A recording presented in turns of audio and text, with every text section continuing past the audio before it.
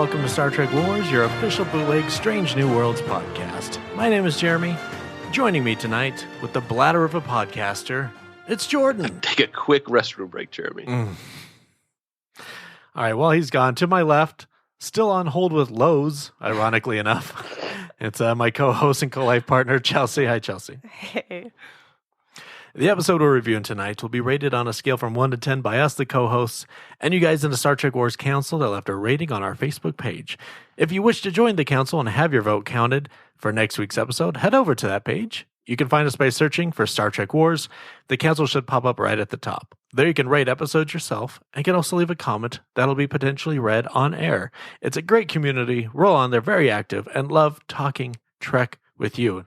But before we get started, we do have something to talk about. We are recording next week's episode a day earlier, so on Friday night instead of Saturday, because Chelsea and I will be out of town and in Jordan's neck of the woods.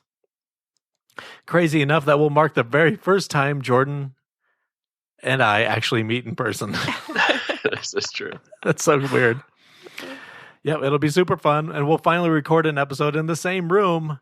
After 8 years of doing Star Trek Wars, we've never actually met. So next week's episode will either be out Saturday or maybe never because we hate each other. I hope we like each other. There's a lot riding on this. But what that does mean for you guys is if you want to get your vote in and comments read for episode 6, make sure to get them to us as soon as the poll drops on Friday morning, because that poll will be done by later Friday afternoon. Corrections! We got a corrections. Last week, Jordan said that he prefers old men who lost their kids get shot instead of a much stronger, healthier chief of security. Thanks for writing in. We assure you, listeners, he misspoke. Luke is a national treasure. And thank you for sending that in anonymously. Yeah. It's not a good look, Jordan. If you find anything else Jordan says wrong today, go ahead and let us know. We'd love to hear from you. You can write us on Facebook or you can email us at StarTrekWars@gmail.com. If you'd like to leave a voice message instead, you can call us at speakpipe.com/StarTrekWars, and we might play that message on next week's episode. Of course, we'll change your voice so no one knows that it was you. Yeah, for voice messages, just make sure that you lead them with attention for Jordan. Yes. Since we're pointing out what Jordan is doing incorrectly on these episodes. And I will make that a top priority. Yes. Can't wait. All right. Haggith has his hands up. What is it, Haggith? So let's get down to the business. Yes, you're absolutely right. As always, let's get down to the business and talk about this week's episode. Star Trek Strange New Worlds, Season 2, Episode 5, Charades. Written by Catherine Lynn and Henry Alonzo Myers. Directed by Jordan, no relation, Canning.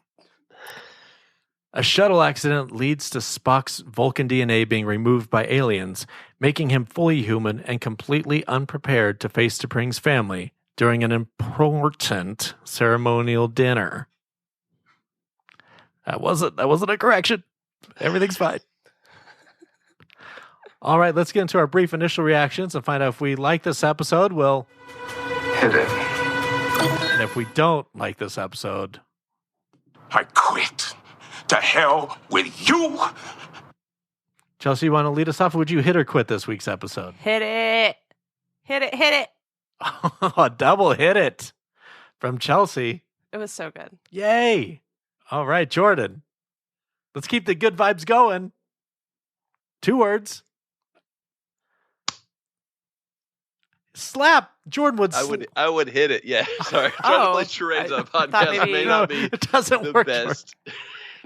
The best idea in retrospect. But no, yes. because you did that same thing to Luke last week and no one saw it. That's true. It's true. Well, yeah, this was Luke and I was hitting it. Are you sure it But wasn't also- La'an you were hitting, Jordan? But also this episode. Oh, that's awesome. I, too, would also love to hit it. I loved it. I'd hit this episode like T'Pring's father was hitting up Pike's snack trays. Let's Yeah, jump. no one else was hitting anything else this week. Well, not that I can think of, but I missed the last 30 seconds. You'll have to let me know. Jordan, you want to lead us off with your pros? Let's do it. I actually like the editing and the transitions between the opening scenes of Nurse Chapel. I thought that was kind of some cool editing that they did there. And really just like the production quality of the show is phenomenal. It's great to see Star Trek. There's been some streaming shows out recently with huge budgets that look way worse than this does. So I'm not going to name any names, Citadel, but multiple personal logs. We get kind of Chapel and Spock's perspectives on this episode, which was pretty cool to hear kind of both sides of where they're coming from. I did really like the teenage Spock performance by Ethan Peck of essentially him going through puberty as a human, getting to laugh and eat bacon. Like, what more could you want as an actor? Especially one who's played a Vulcan for several years.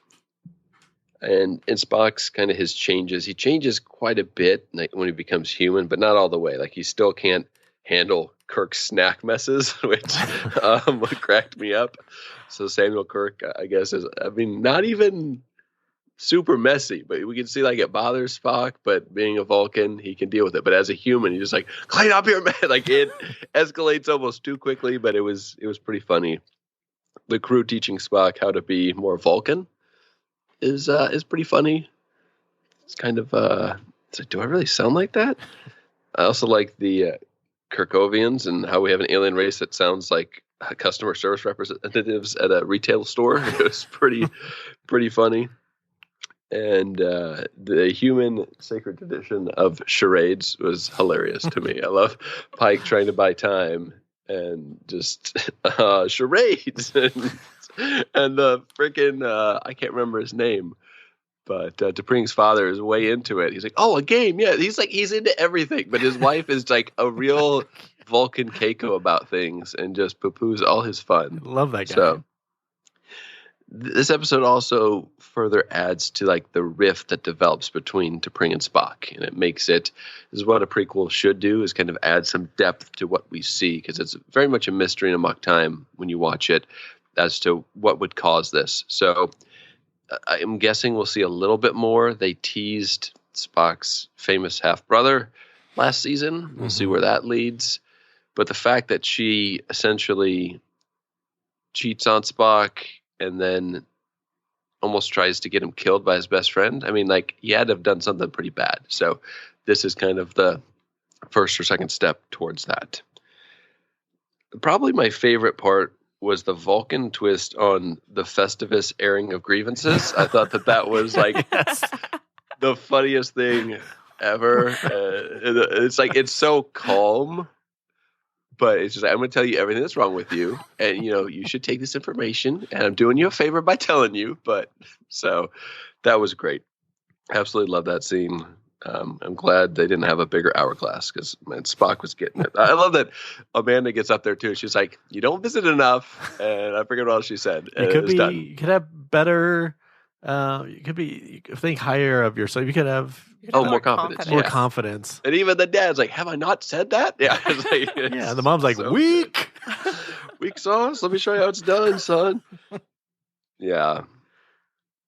This was a ridiculous episode, but it was a really fun watch with a lot of laughs, and it adds some depth between really the three relationships, relationships with three women in Spock's life: his mother, his fiance, and Nurse Chapel. So I thought that was really good. It does some character work while being entertaining, and I like funny episodes of Star Trek. I really enjoyed this. And then lastly, I will just mention that the Corby Institute that Nurse Chapel is trying to get into, and they're kind of cutting her off. That Vulcan guy is just like, yeah, the interview's over. She's like, wait, what? Already? It's like, that's my kind of interview. 30 seconds, boom, you got the job or you didn't. Yeah. But that is the institute named after Dr. Roger Corby, who we'll see in the original series. Jordan, Nurse Chapel. Completely missed that the name of that place was Corby. Mm-hmm. So if you watch What Little Girls Are Made Of, then you will see kind of the this kind of sets up, I guess, that. So I imagine she gets accepted at some point, and that's how they meet. But I don't want to go too much into it to people that haven't seen the original series. But yeah, if you want to see Dr. Corby, go watch that episode. You might see some other things too. Oh boy. Neutral Zone wise, the stinky human continuity, as seen on Enterprise, where we see T'Pol is like humans have a certain odor, and like it's kind of a funny thing. I don't think that it's necessary that we need a scene where Spock is taking nasal suppressants, other than for the bacon bit later on. But I love bacon bits. My favorite bacon bit since Jim Gaffigan. But yeah. Like, what if there's a gas leak on the Enterprise or something? Then Pike's quarters. Like, I'm sure he's cooking with gas. He doesn't seem like an electric man, so I don't know. It just seems dangerous. Neutral Zone wise, also, I don't mind comedic episodes at all of Star Trek, but I feel the overall tone of this season has been much less serious. Even like Pike talking to the alien entities has like a level of humor to it that seems a little off for First Contact. And most of this season seems to have been so far more comedic than serious. And I know we have at least 1 or 2 comedic centered episodes coming up. Mm-hmm. And it's only a 10 episode run. So if like 4 or 5 of the episodes are comedic, like it just takes a little bit away from me. We also did like a body swap episode like 7 episodes ago between T'Pring and Spock, which was also funny. So I'm not complaining exactly, but I hope the tone of the show doesn't go too comedic all the time. I know we have some Gorn stuff probably coming up that'll be more serious. So we'll see where it goes. So that could potentially be a con in the future, but I really like this episode. I will say Spock removing his ears was a near Thomas Riker moment for me. Like popping off the sideburns versus the ears. You shouldn't go fishing today, Mother. You're not going to catch anything. That's right. I thought that could have gone south, but he gives a pretty good speech, and he stands up for himself like he should, and Amanda gets to be a proud mom in that moment. So overall, it was pretty good, but it was just a little cheesy when he's pulling off the fake prosthetic ears.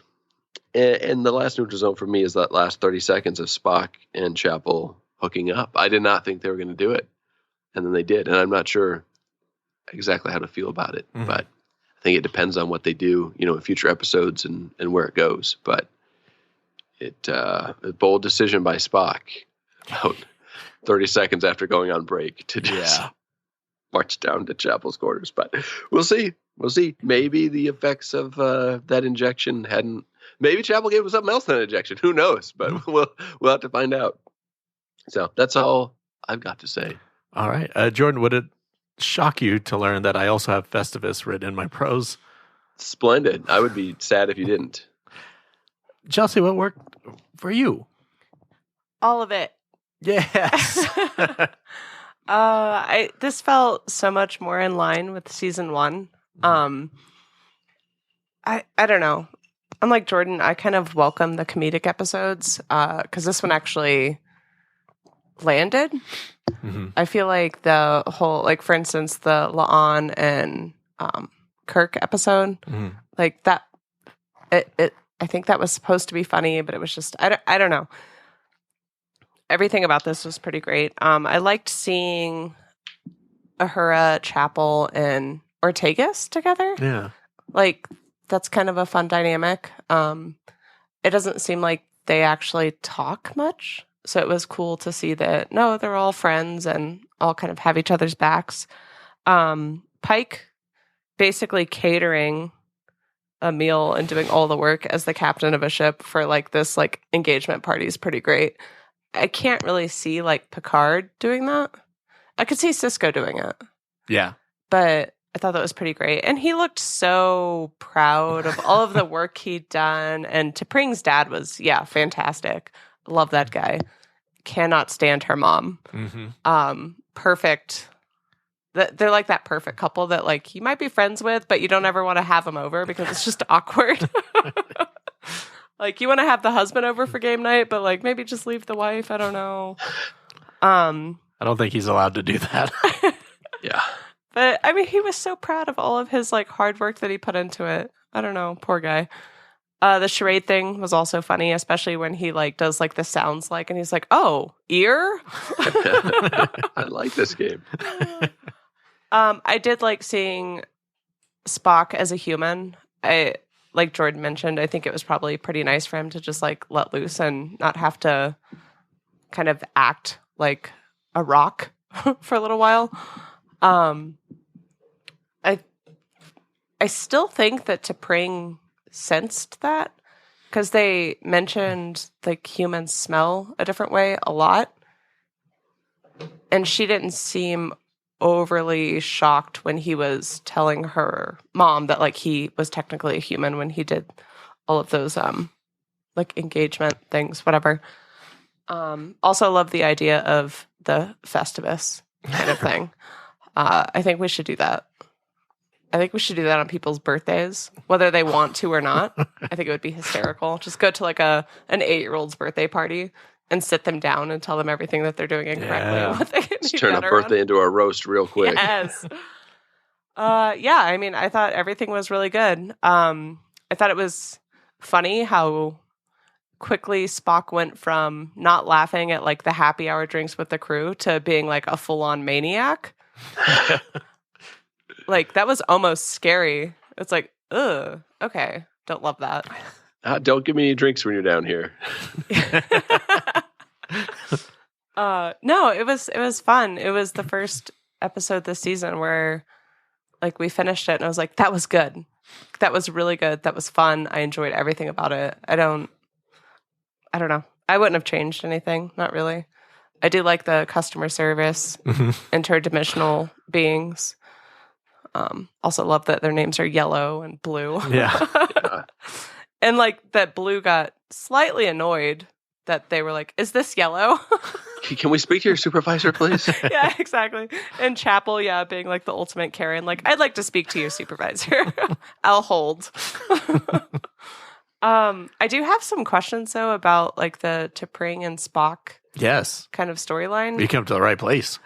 So they end up getting married, Yes. but Mm. why? Right? Like, I think that they're really good together. I think they're adorable. I love the girl that plays T'Pring. Like, she is everything. Like, she's gorgeous. She's got like the comedic like delivery of her lines. Like, she's amazing. Gia Carano. You're fired. Gina.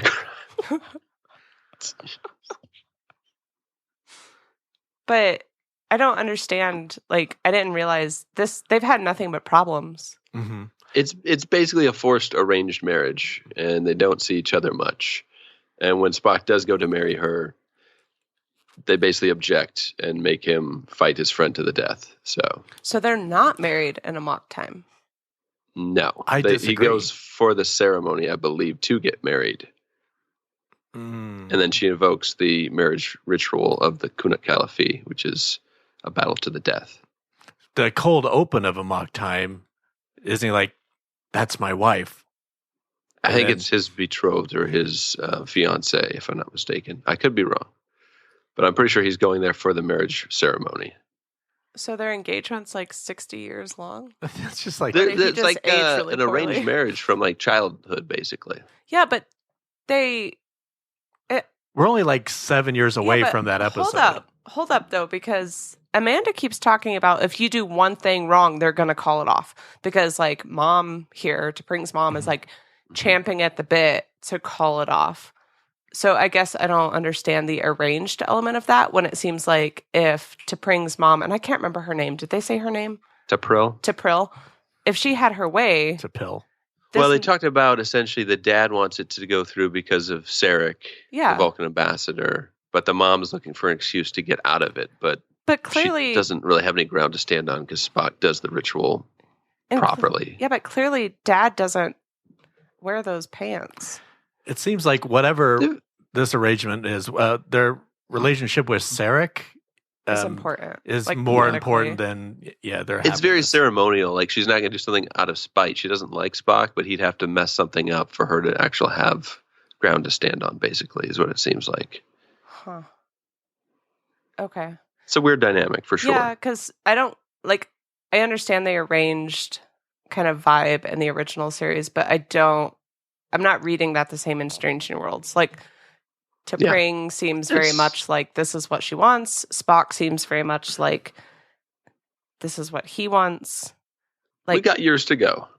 Yeah. It seems like they're laying in the groundwork now as to what happens between now and 7 years from now. And some of the things that Spock's doing, you could definitely start lying, seeing. Hooking up with the nurse. I mean, all these things. All these things. Yeah. No, that makes sense. That was just a little confusing, especially because I thought they were married in a mock time. I thought they were too, but that could be just like a cold open where Spock's like, it's my wife. And then they come back from the cold open. He's like, well, about to be. See, we got the ceremony. Not technically. But it's a good like cliffhanger for the cold open. Okay. Yeah. Yeah. They're going to the wedding ceremony. I don't think they've actually been married yet, but maybe Vulcans do it different. And then, oh yeah, they do. The Vulcan tea preparation. Oh yeah, Amanda's a badass for starters, but how does that not like blister her hands? And like even Spock, right? Like that was a little. I wasn't sure if there was something that explained that. Like. If you're a human and you pick up a tea kettle by the sides, you're going to have marks. Yeah. I don't know. Anyway. You can headcanon around it. I bet Mbenga gave him a little fingertip injection. As for Amanda, I don't know, man. She's just tough. She's got so them calloused fingers. Maybe that pot's really well insulated and it's just hot. Yeah. And not burning. I don't know. It doesn't make a lot of sense, though. I wasn't sure if there was like some weird Starfleet, Star Trek medical something. But I mean, we could always test your theory. I mean, you should. I've got a kettle. You should. Give me 2 minutes. Just make sure you bring it next week when we do the podcast. Great. So many fun activities next week. We'll have a podcast. But no, I really liked it. We should just treat next week like the ceremony. Jordan's got to go through all the ceremonies now that we're in town. We should all have a Festivus where we can look each other in the eyes and tell everybody what we don't like about each other, even though we don't really know each other. You diss my boy Luke. And Henry Janeway. You've never liked Henry Janeway. Yeah. I don't know. I really liked it. Awesome. So, that's all. Thank you, Chelsea. Crazy enough, Jordan, Citadel, that's also the name of Colorado Springs' trashiest mall. So they go hand in hand. How many malls do they have? 2. Oh my gosh. It's like 1.5 now. Yeah. Y'all living in the 80s over there? Well, Dude, they're like building condos in the parking lot of one of them. Oh my gosh. We don't got to tell them all of our garbage, Chelsea. This is a beautiful city. But yeah, there's 2 malls. I imagine we only go to one of them because there's a theater in it. But I don't, there's probably like 1 out of every, 6 shops are actually open inside. Oh, wow. I don't know. I don't know either. Huh. Anyway, Jordan, is this better or worse than Faces? The Voyager episode with Yes. B'Elanna Torres? Where B'Elanna gets split between our human side and Klingon side. I would say this is a more enjoyable watch for sure. Mm-hmm. Yeah, this one isn't as funny, but...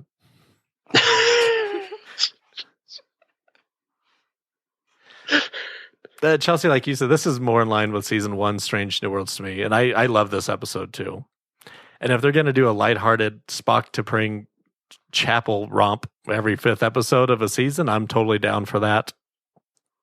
I really love these versions of T'Pring and Chapel so much. And as lighthearted as these episodes are, there is a bit of a rainy cloud in the distance called the original series for some of these. I love T'Pring's dad also. Savet is his name.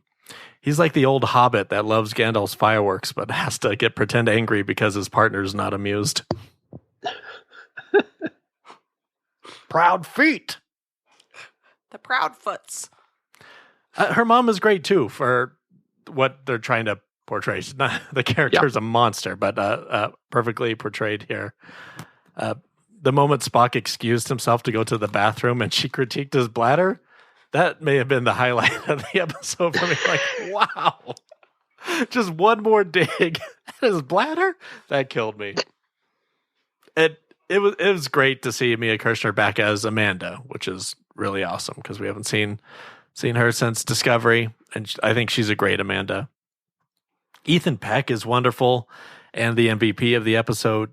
He truly delivers and is super funny. And so is Anson Mount, which really just isn't fair to the rest of the world. We didn't get a ton of Pike this week, but we got him enough that it didn't bother me because he's just, it's not fair to be like sexy and then just be adorable and hilarious, which is and like able to cook. Yeah, just to cook, being able to cook, bringing Savette trays and then turning around when it's getting awkward. And that's all good stuff that works for me. His reactions definitely help sell that Yes. whole scenario. And you need someone who's kind of outside the family to like react to these things the way that we're thinking. And that was perfect. Yeah, absolutely. Like you guys, I love the species this week is basically an interdimensional customer service. I thought that was all super fun and different from what we've seen in Star Trek. And it's so hard to be different after 888 episodes, but that was for sure. I love Jess Bush as Christine Chapel. I think she's so great, and her destroying the smug Vulcan professor at the end was very satisfying. Yeah, I didn't catch the Corby thing, so that's awesome. And yeah, finally, Vulcan rituals are basically Festivus. So we're all on page with that. I'd love it. Neutral zone wise, Ortega says, hold on to your butts, like Samuel Jackson in Jurassic Park. Jurassic Park, yeah. Wonderful movie. But in this house, we stand short round from Temple of Doom and prefer hold on to your potatoes. Not much I prefer from Temple of Doom, but It's underrated, Jordan. It's underrated. it's rated. That's it for pros and neutral zones. I believe after the break, we will jump into cons and hear what you guys have to say.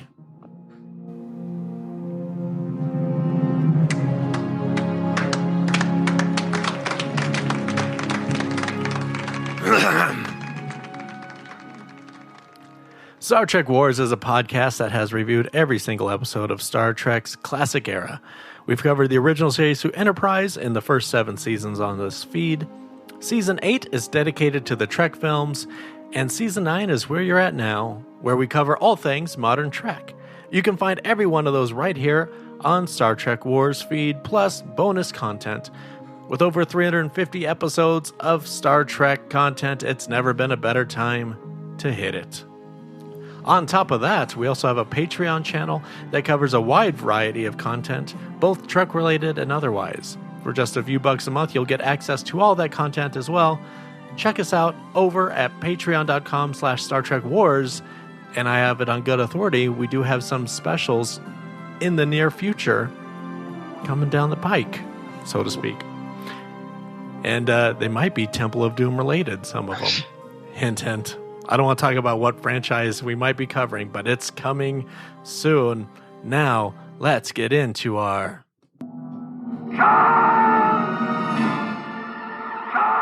All right, Jordan, what didn't work for you this week? Really just 2 things. First off, T'Pring's mother, a little much, but funny, but definitely has to be in the cons. Like, she did what she was supposed to, kind of like Kai Wynn style. Like, you're not supposed to like her, but she was good at not being likable. So, friends having a shorter return policy than loved ones is a bit weird for the aliens to nitpick. They're like, well, who are you to him? So you passed our return policy. Like, are you like his wife? No. Like, sorry, nope. Wives get 14 days, but friends only get 7 days. It's like, what the heck? So that was just a weird. I mean, the plot demanded it, so it had to happen because everyone knew. I guess what Nurse Chapel knew but didn't want to confess, which is that she had feelings for Spock. So, but it's interesting to me that the whole crew is like, just tell them, like, because when you like someone, you're the last one to admit it sometimes, and everyone else can see it, and you're like, how did you know? It's like, yeah, it's all over you. So, I thought that was a bit weird, but overall, not too many negatives this week. Okay, well, Chelsea is gone because of She's been on hold with customer service. So I'll go through my cons.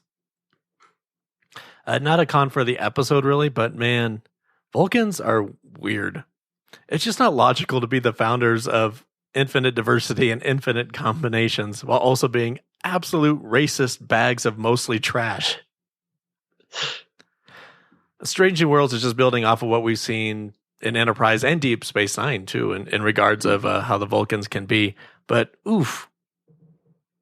I don't know. I don't understand. I don't fully understand how this customer service species resides in the Vulcan system, but had never been discovered before. I thought that was kind of strange. Maybe I missed something about that. And this is just a pet peeve of mine, and I think some people find this pretty funny. Cutting to commercial before the entire curse word is said, I think that's a bit played out. Either just say it or don't, but they're like, what the fuck? Commercial break. Just go with pho and then go to commercial break. Maybe not the best editing choice. Or maybe it is the best editing maybe choice. That's the way to go. If you go if you have a commercial start with can you imagine a better? Come on down. I just say it. Have the cold open end with Spock saying, "Ah, shit," and then you go into that's fine. You got it out there. All right, still on hold with Lowe's. All right, we'll just keep going through. So I have a new segment, Jordan. Okay. I've seen a lot of chatter on social media lately regarding what is canon and what isn't, and how upset people get when it is broken. And frankly, it's baffling, especially in regards to Star Trek that is nearing 900 episodes. Some things are bound to contradict and change. You could either move on and enjoy, find your own headcanon to help you square their circles, or be a raging loser that just fills your heart with hate. Don't be that last one. Don't be part of this segment I call Canon Police. Canon Police, I hate these men, they hate New Trek, they're bitching just to bitch, they're like a deranged, tell you're right. All right, thank you. That is, of course, my brother Zach on the guitar and your sister Jocelyn singing. Are they here? Yeah, sorry. Okay. Hi, Chelsea. Goodbye, Chelsea. I've heard more than one podcaster claim that Strange New Worlds has to be an alternative timeline, not in the Prime universe. Again, you can headcanon that for yourself if it helps you, but it's just simply not true. This is set in the Prime timeline. It looks different. Yeah. It's been 57 years. If you built a model of a house from the 60s today, you probably won't fill it with asbestos and slather it in lead paint. That doesn't make it worse. It's just updated. Updates are okay. Inconsistencies will always happen. And if you hate that Spock and Chapel have a fling, but you're okay with Kirk's middle initial being R in the first episode, maybe just look within yourself. Or is Where No Man Has Gone Before also set in a different universe? Maybe the same universe where Data used a contraction 12 times, even though he can't. And the thing with Spock and Chapel, I think that is really unfair to be upset about yet because we simply don't know the full story, only where it eventually ends up. Just let things play out. Enjoy watching, or maybe watch something else if you can't. I understand that there is some fundamental canon that cannot be broken, but I really haven't seen that on this show yet. Just small things not worth getting upset over. The big thing, I think, is that Spock cannot see Sarek again until the original series, and the writers are clearly adhering to that. I have seen some people upset that Spock ate bacon this week, and seeing as Mr. Nimoy was Jewish and Vulcans are vegan, I can understand that point. But some people call this a disgusting slap in the face of everything Star Trek stands for. And brother, well, I can't follow you that far. What? Yeah. Just stay off Twitter. Like a delicious smack in the face. You smack me in the face with bacon all day long. especially for Anson Mount. Just like what you like, dislike what you don't, but please stop trying to stop others from enjoying it. Don't be a part of the Canon Police, because all cops are bad. Don't forget, drag is not real. Drag is not real.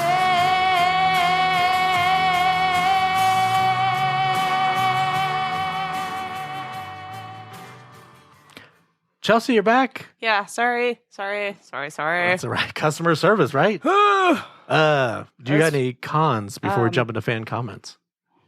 Not really. I have a nitpicky question from last week's episode that I forgot to ask. Oh, Jordan, you're in trouble now. What did I do? Actually, for once, it's not Jordan. I know. Get excited. But Who else could it keep be? your expectations low, sir. So isn't it like recycled air or just oxygen pumped into the... Because like Anson Mount straight up had like candles lit all over the place, and that, how does that work? Yeah, speaking of like headcanon, how do we headcanon candles on a spaceship, Jordan? Yeah, Because is that actually how he ends up in his beep beep chair? And they just had to make up a cooler story for think the legacy. Worf would have been there long, well, I guess not long before, because Worf's 100 years after. Worf learned nothing. I just feel like it's a little weird. Yeah, I couldn't even say they're holographic candles because they're not. It's just one of those Star Trek things you just go with. Like, they make more air somehow. Okay. You see, in the future, Chelsea, they're able to make unflammable oxygen. Are you trying to... Are you trying to mansplain like fake shit to me? Yeah. God. I'm trying to headcanon it myself because we see it all the time. Like, there's not a Klingon ritual that doesn't involve 100 candles. Yeah.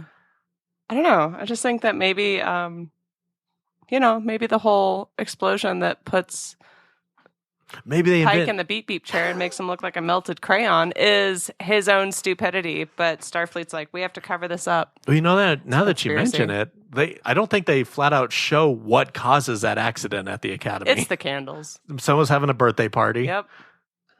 And mid Festivus, They blew out the Oof. candles. It ignited. there goes Pike's skin. Pike's face.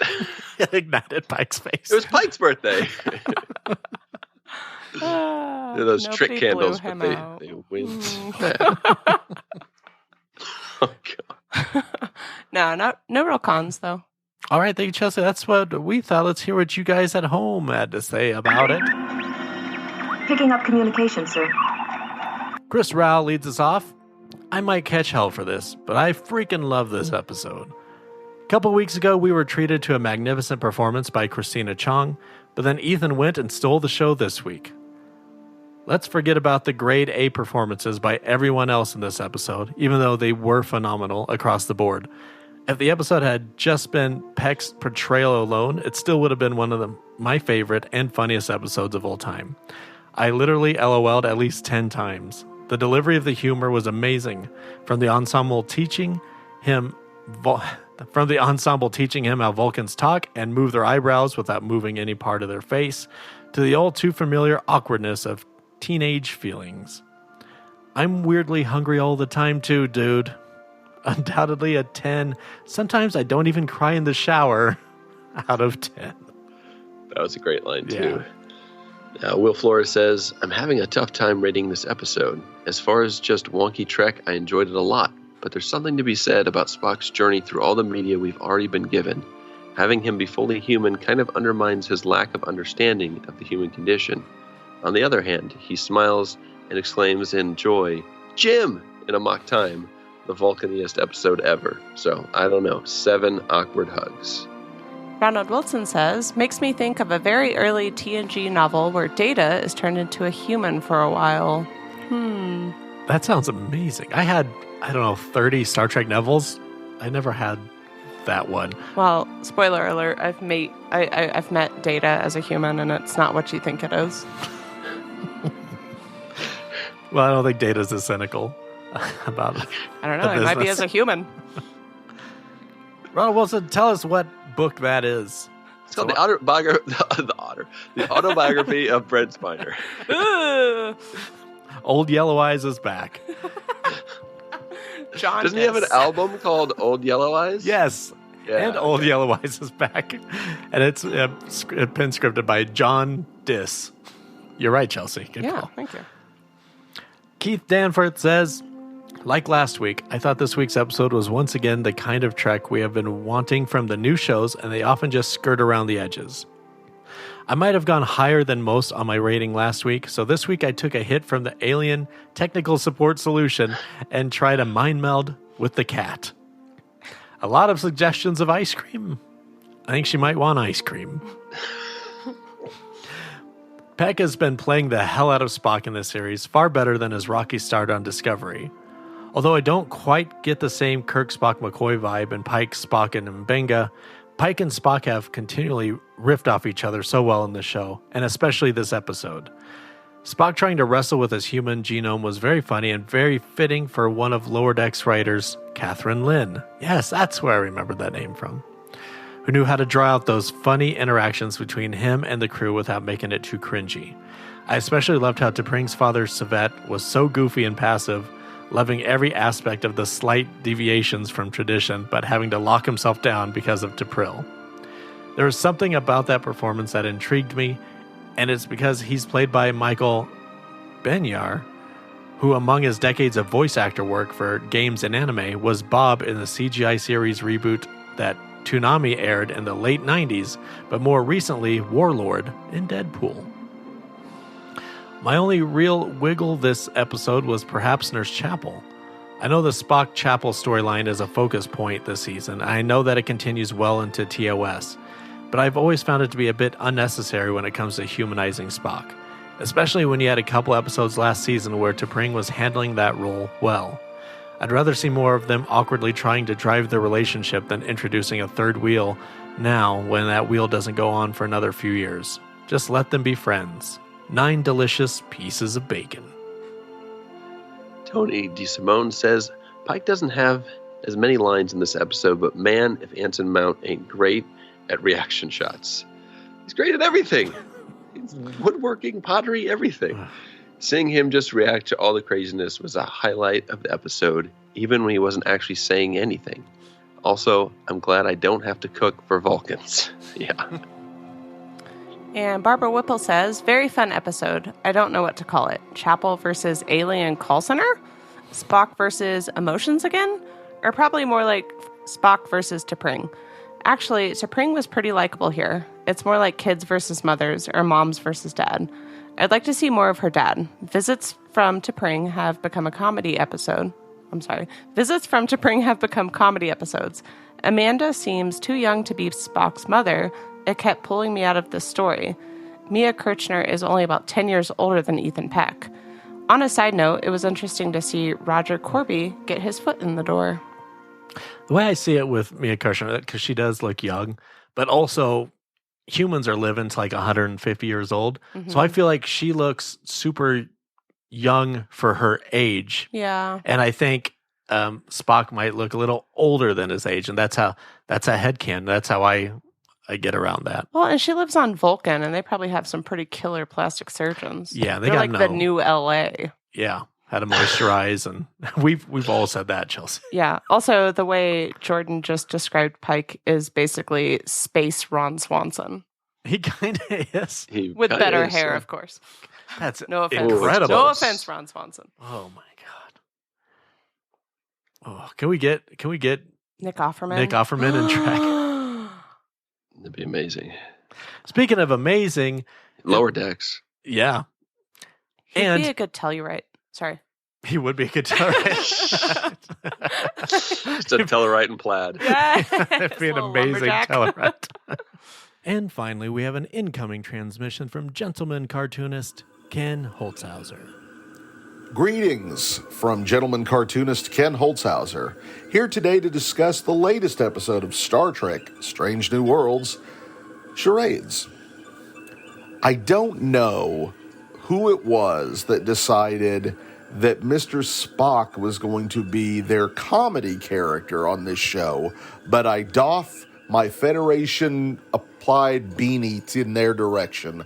What dividends that this seems to yield. Ethan Peck, who is already very, very good at portraying the regular Mr. Spock, the conflicted Spock, really excels at comedy.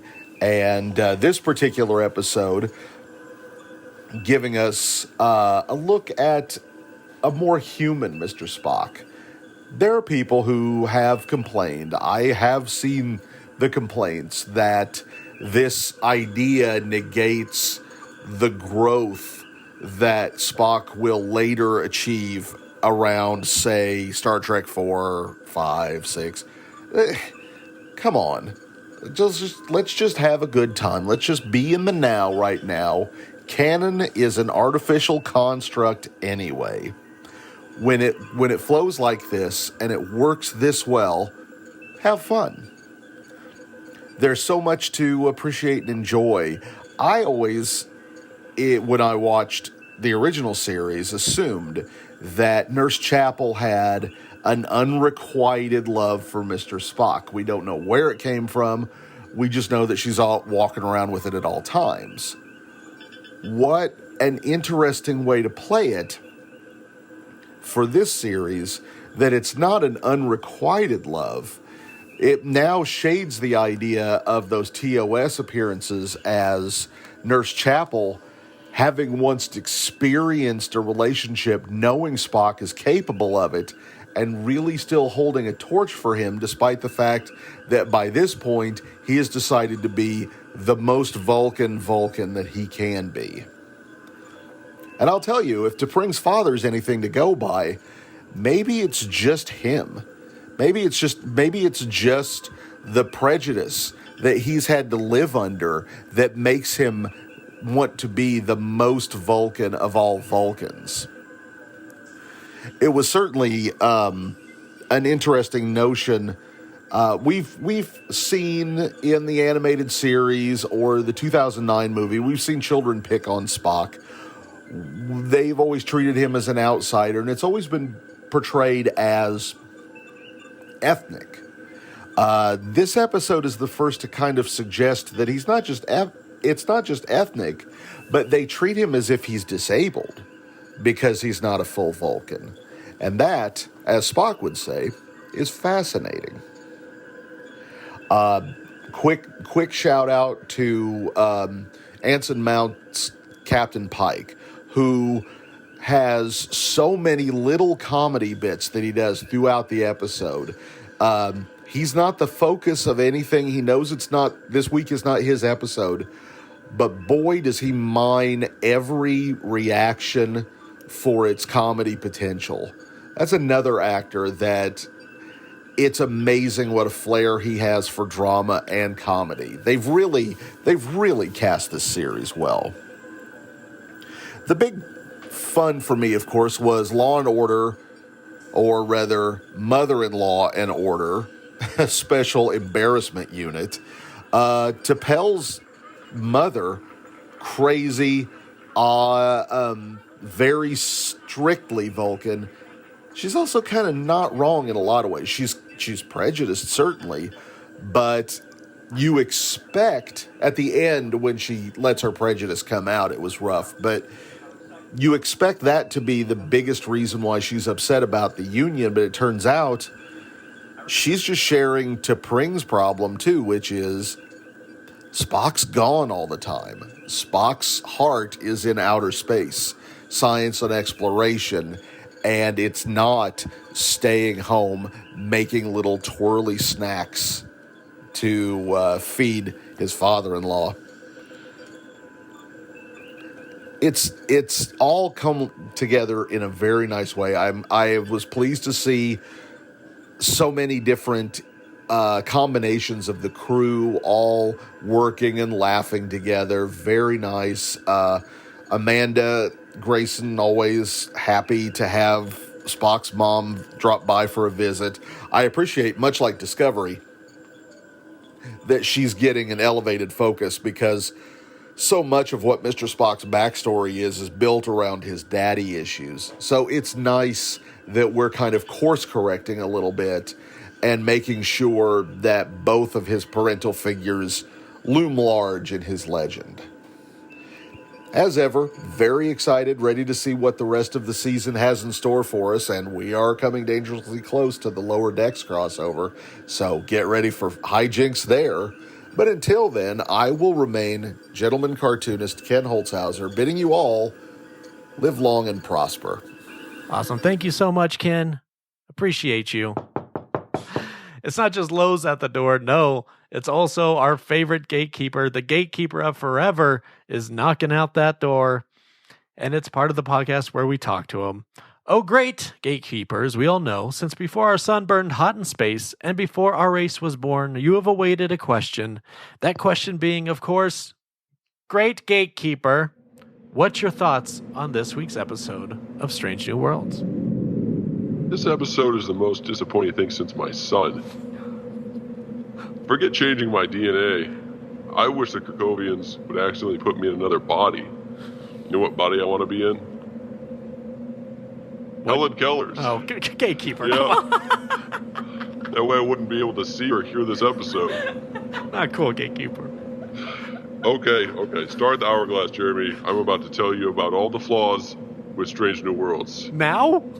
First off, the characters are too happy. They're too good looking. They smile and laugh too much. You're just going right Spock. to that? Their stupid haircuts look way too fresh. What is this, Enterprise D? I've never even seen a barber on the ship. The quarters are too spacious, and Captain Pike spends more time cooking, drinking, and exploring his girlfriend than he does exploring Strange New Worlds. Which is what the show is called. And furthermore, what do you mean I'm out of time? I'm just getting started. I don't make the rules, gatekeeper. All right, I've got to go anyways. My mother-in-law is coming over, and I've got to brush up on my charades. I give this episode a 1. 1 constipated mind meld. You told me it was ridiculous to purchase a 15-second hourglass, but it really paid off there. Woo. Really saved our bacon. All right, let's go ahead and review this one. Chelsea, what do you give Charades? I am going to give it 8. Quippy things I did not come up with. Very good. Jordan? I'm going to give it an 8.5, 8.5 regulation Spock beanies. Oh, yeah, very good. And that's canon, too, just Spock in a beanie. He's always quick to rock a beanie. His ears were caught in a rice picker. Yeah, Chelsea, please. Yeah, this is like the prices right now. I'm going to go with an 8.51. Oh, I'm sorry, Chelsea. Please, Bob what is Baker? your relationship to Jeremy? That doesn't matter, and it's none of your business. No, you've Thank exceeded. you. No, remediation. Thank you. Next. Remediation. Remediation is a hard word to say, and it has been made. So your score is locked in at an 8. I'm sorry. Weird. I saw him change it, Jordan. Dang it. I'm going to go with 1, Bob. Oh, no. Look what you've done. Oh, no. I forgot what we're doing. I'm going to give this one an 8. 8. Spock's going to Nurse Chapel's because he's not getting married. He's going to Nurse Chapel's for love. Nice. Should I sing it? Yeah. Spock's going to Nurse Chapel's because he's not getting married. He's going to Nurse Chapel's for love. That's much more effective. Thank you. All right, next time on, Jordan, Chelsea, you got next time on. I do. Okay, all right. All right. So Nurse Chapel finally gets accepted into the Corby Institute, but then she's really disappointed because she finds out that he actually doesn't have like a medical institute anymore. It's just Corby's corgis. And so she changes her profession to veterinary practice. Oh, this explains everything. Corby's, corgis, and Tellarites. Yeah, it's like fleas, bees. Thank you, Chelsea. Yep. Jordan. I'm going to warn you, this one gets A little awkward towards the end. In next week's episode, there's another shuttle accident involving Nurse Chapel. This time, she's turned into a Vulcan. Not just a Vulcan, but she's also experiencing the Ponfar.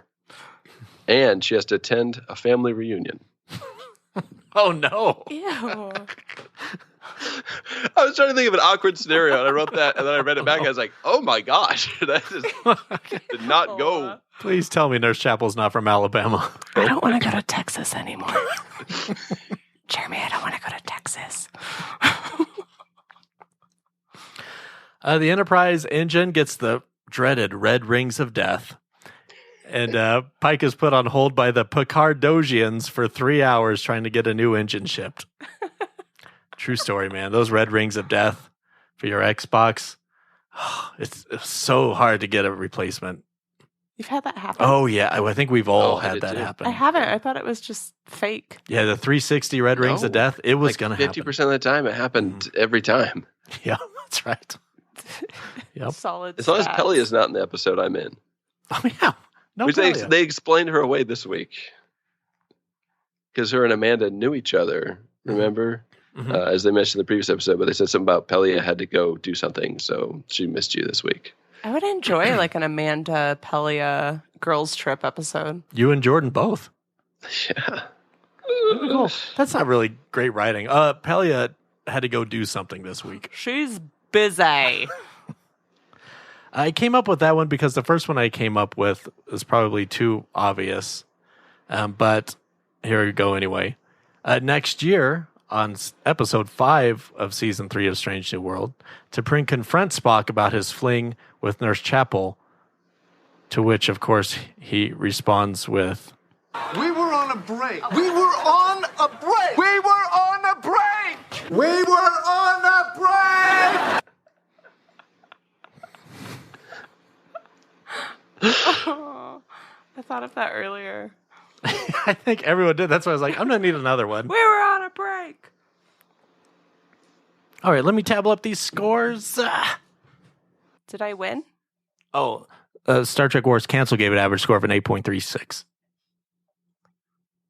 Well, I think the goal is to go over the actual, or what is the Price is Right? You have to be under the actual score without going over.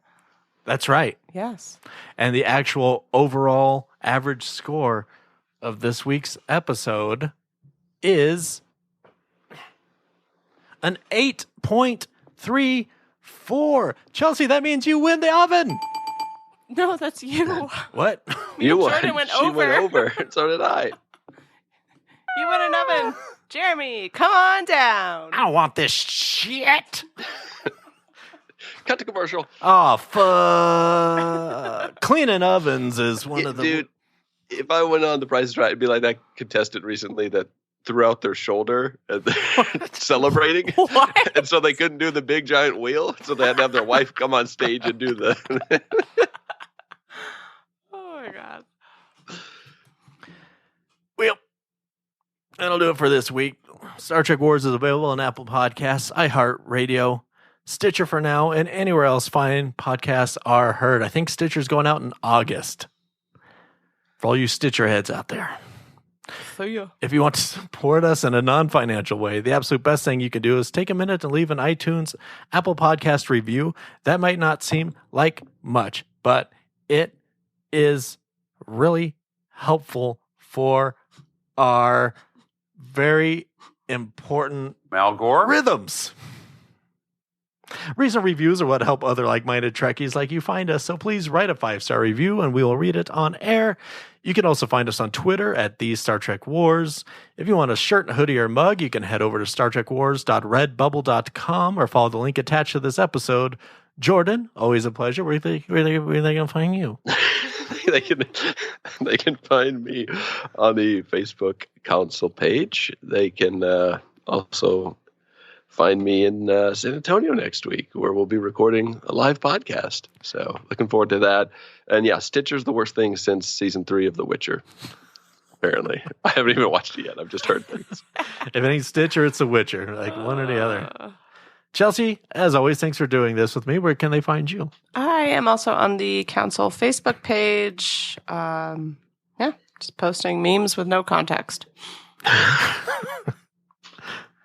As for me, well, when I'm not talking Trek, you can find myself and my son Connor discussing all the Bond films at the Bonding Together podcast, now available on Apple Podcast and Spotify. And next week, as Jordan said, you can find, if you're in San Antonio and you walk by some two middle-aged white guys screaming about Henry Janeway and shoving their fingers in each other's chests, well, come say hi. That'll do it for us this week. But Star Trek Wars will return one day earlier next week to discuss the 6th episode of Strange New Worlds, titled Lost in Translation, while Chelsea and I will be lost in San Antonio. Yes. But for now, well, podcast remediation has been made as per laws. Goodbye. There were no complaints within the response period. Canon Police, I hate these men, they hate New Trek, they're bitching just to bitch, they're like a deranged, tell you're right.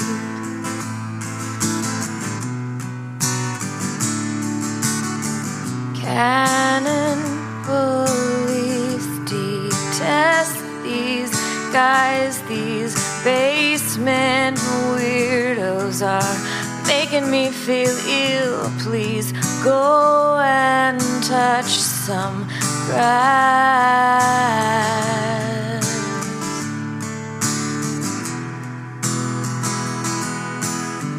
You forgot one thing. Star Trek is not real. Star Trek is not real, it's all made up.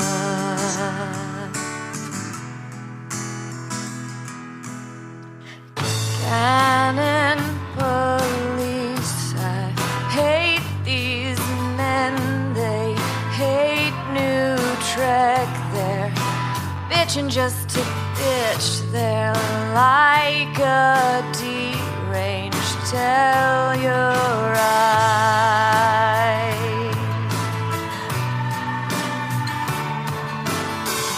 You forgot one thing.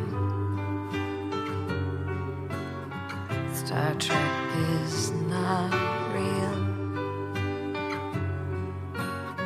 Star Trek is not real, it's just all made up.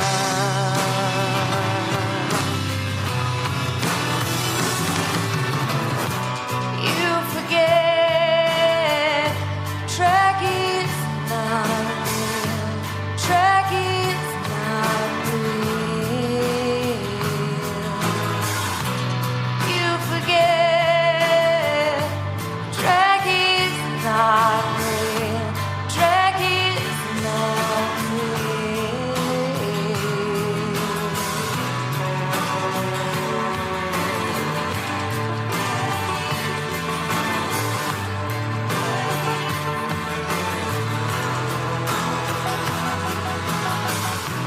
Don't forget, Trek is not real. Trek is not real.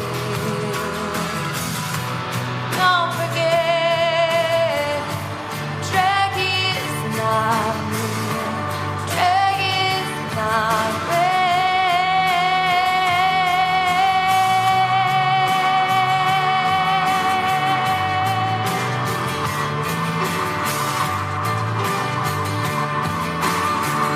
We've not seen each other in years. You've no foundation for judging my character. Yet here you are, full of self-importance. Once again, taking responsibility for that which is beyond your control. Not mine, Bajor. I want you all to stop crying.